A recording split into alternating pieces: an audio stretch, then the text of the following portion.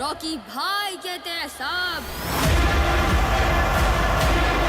পকেটে মাত্র ৩০০ রুপি, বেঙ্গালুর ফুটপাতে কাটছিল রাতের পর রাত।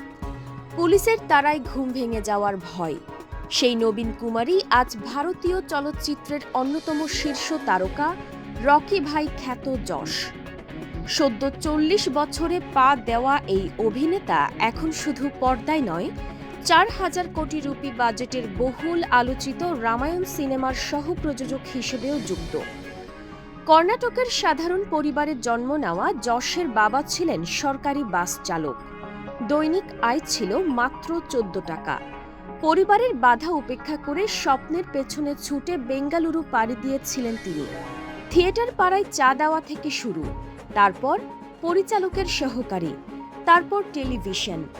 অবশেষে ২০০৭ সালে জাম্বাদা হুদুগি সিনেমায় বড় পর্দায় অভিষেক।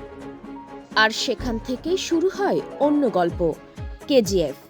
চ্যাপ্টার ১ প্রথম কন্নড় সিনেমা হিসেবে ১০০ কোটির ক্লাবে প্রবেশ করে। আর কেজিএফ চ্যাপ্টার ২ বিশ্বজুড়ে ১,০০০ কোটি রুপির বেশি আয় করে ভারতীয় চলচ্চিত্রের ইতিহাসে নাম লেখায়। এখন প্রতিটি সিনেমার জন্য যশের পারিশ্রমিক ২০ থেকে ২৫ কোটি রুপি। বেঙ্গালুর অভিজাত এলাকায় ডুপ্লেক্স বাড়ি, গ্যারেজে মার্সিডিজ, অডি, বিএমডব্লিউ। তবুও কোটিপতি তারকার বাবা দীর্ঘদিন বাস চালকের পেশা চালিয়ে গেছেন। সেই কর্মনিষ্ঠাই প্রতিনিয়ত অনুপ্রাণিত করে যশকে। ৩০০ রুপি থেকে ৪,০০০ কোটির রামায়ণ। যশের এই যাত্রা শুধু একটি তারকার উত্থানের গল্প নয়, এটি স্বপ্ন দেখার সাহসের গল্প।